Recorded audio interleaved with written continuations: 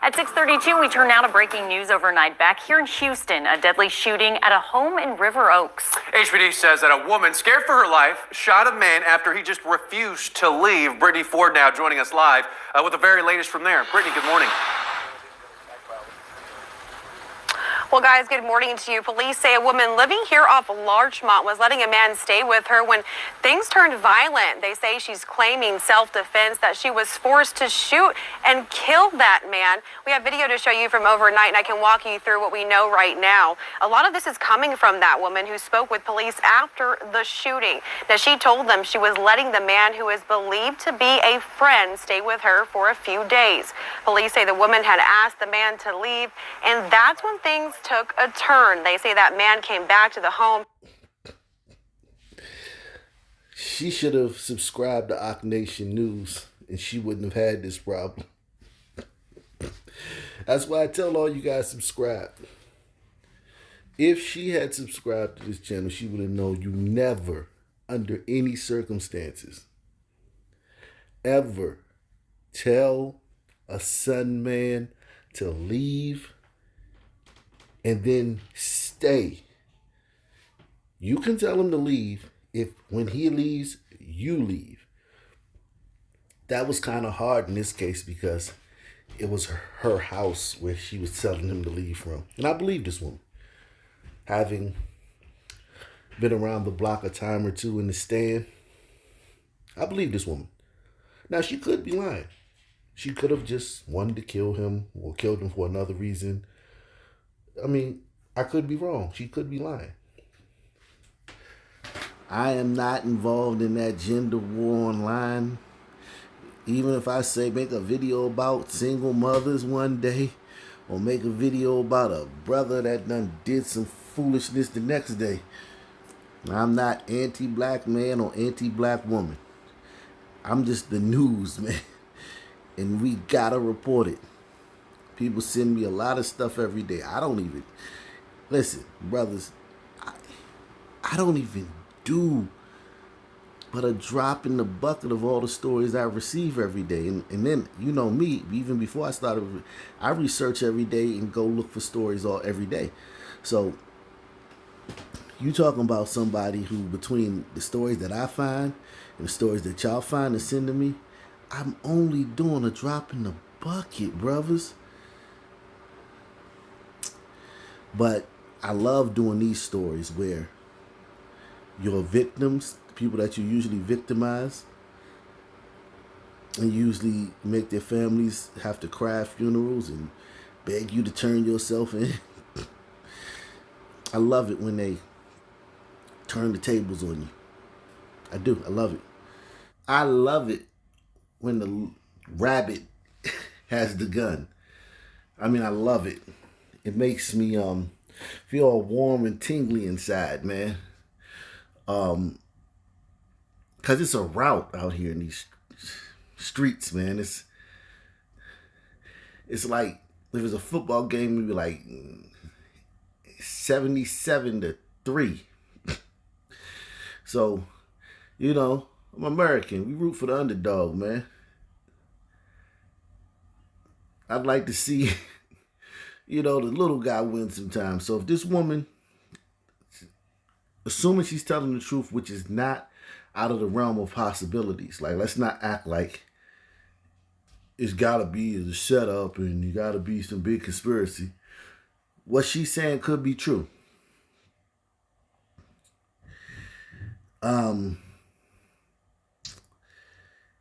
That's a tricky situation she was in. When you gotta tell a son man to leave the premises. It's just a tricky situation, man.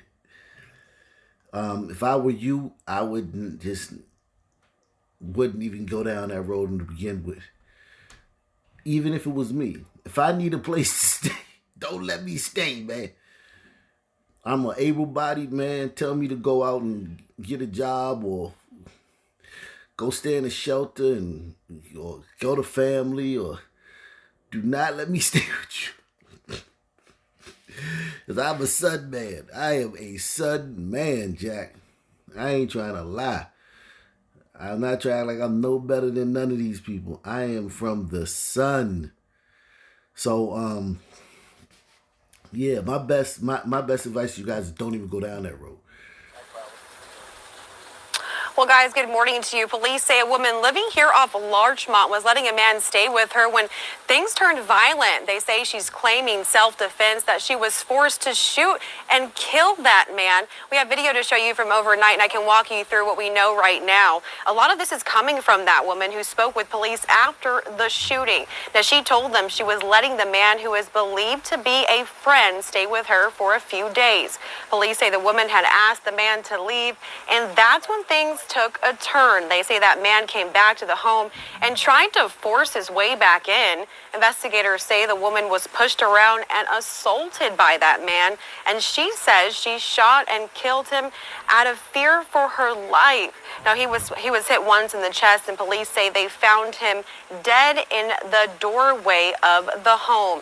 Now, authorities are questioning that woman just to get a better idea of the relationship between the two. I also want to mention we've had a few neighbors come by here just scared, kind of asking what's going on. I do want to say it seems to be an isolated incident, so nobody in this neighborhood here is in any immediate danger. Looks like a great neighborhood, man. Manicured lawns, zero litter,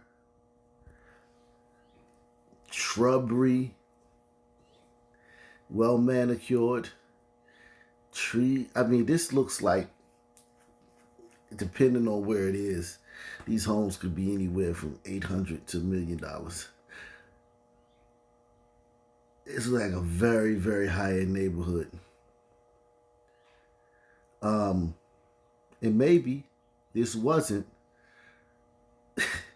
even though, look, y'all get mad at me when I say stuff like that. Y'all don't get mad when the people when the interviews say stuff like that. Maybe it wasn't a son man. You know, and, you know, this is a tricky situation for women, getting the guy out of their house, regardless of his background or his ethnicity. It's tricky, man. It's always tricky. Emotions. I'm sure this was some kind of romantic thing. I mean, it seems to be passion involved. I mean, she smoked the homie. I mean, you know, had to be some kind of passion involved. Just a very tough situation for women. People don't understand. People always be like, girl, you need to leave him. Or dudes be like, she's stupid. Why is she still with that dude? That dude crazy. She with that dude the same reason you be watching what you say around that dude.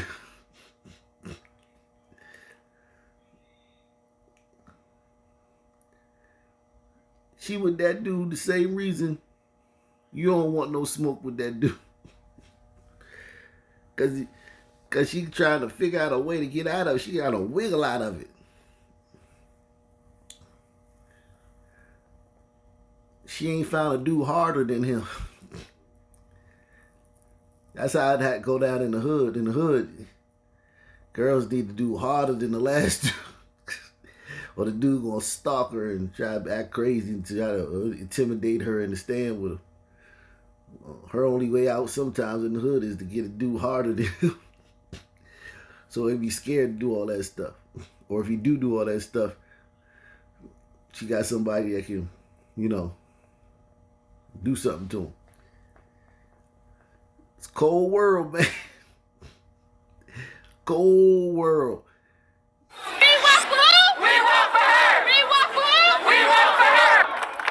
Gone but not forgotten. Tonight, city activists are spotlighting the shocking number of Black Chicago women and girls who have gone missing and are murdered. They believe. I want y'all to see the white liberals, they do not turn out when you march for stuff like this. When you march for stuff like this, sisters gone missing. I got a bunch of Chicago women that just missing in the wind.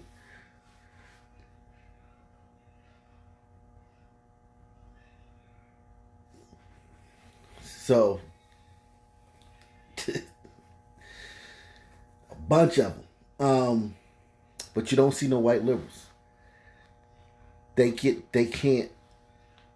monetize this, or they haven't found a way to monetize it. But they haven't found a way to monetize it yet.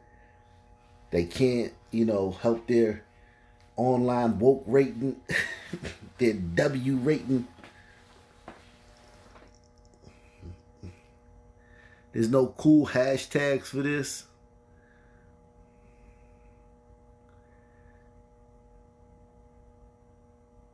So this thing will be void of white liberals.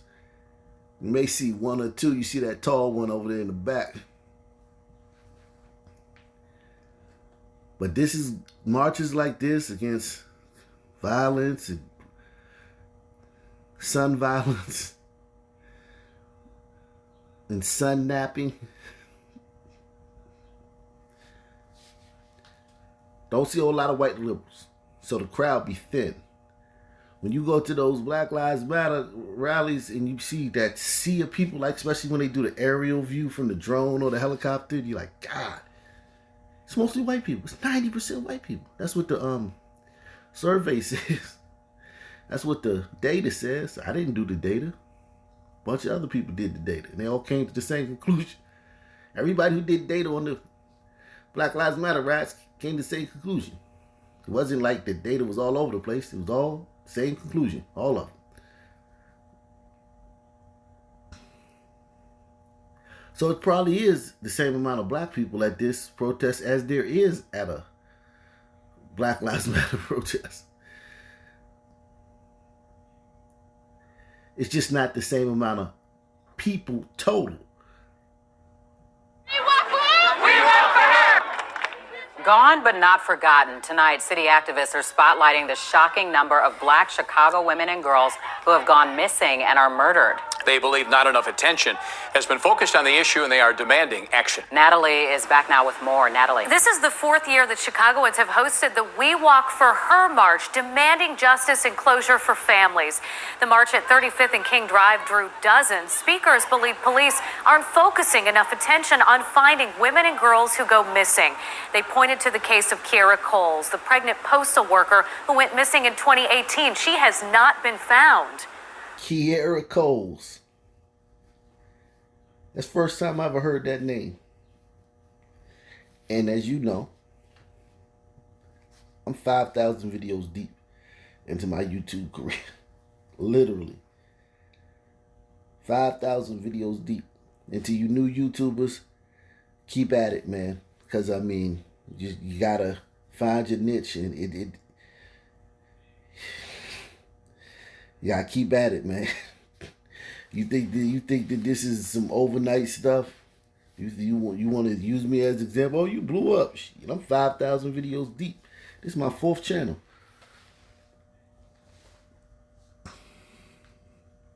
And I'm not counting my other channels. This is my 4th iteration. So,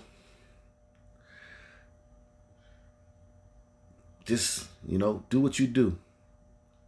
Keep banging. But 5,000 videos deep, and I ain't never heard this woman name. Probably read 10,000 articles.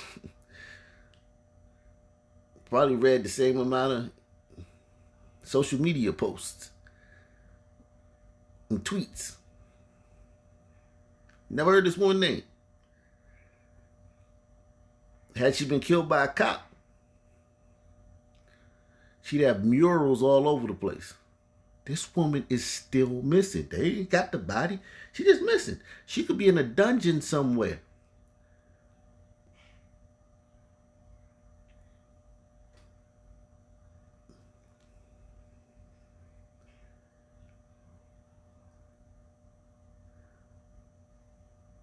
Wow.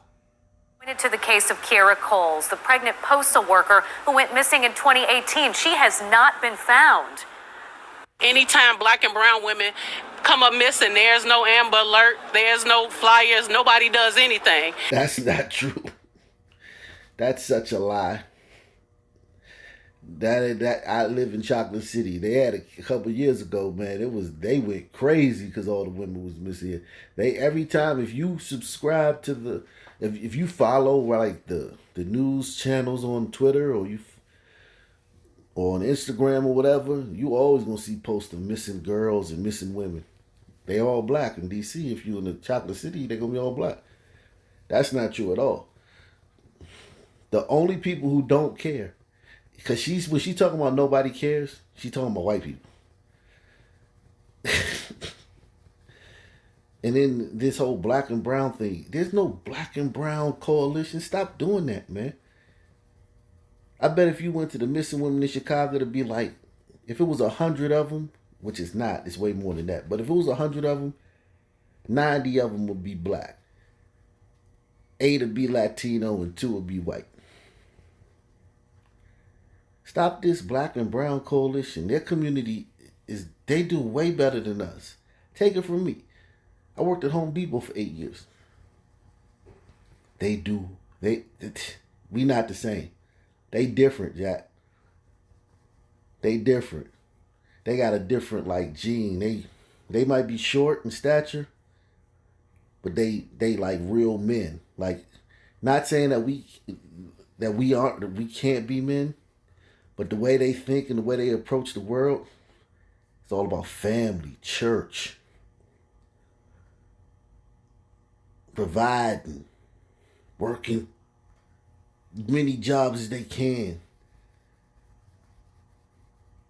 For instance, this will blow your whole black and brown coalition thing up. We had day laborers outside the Home Depot.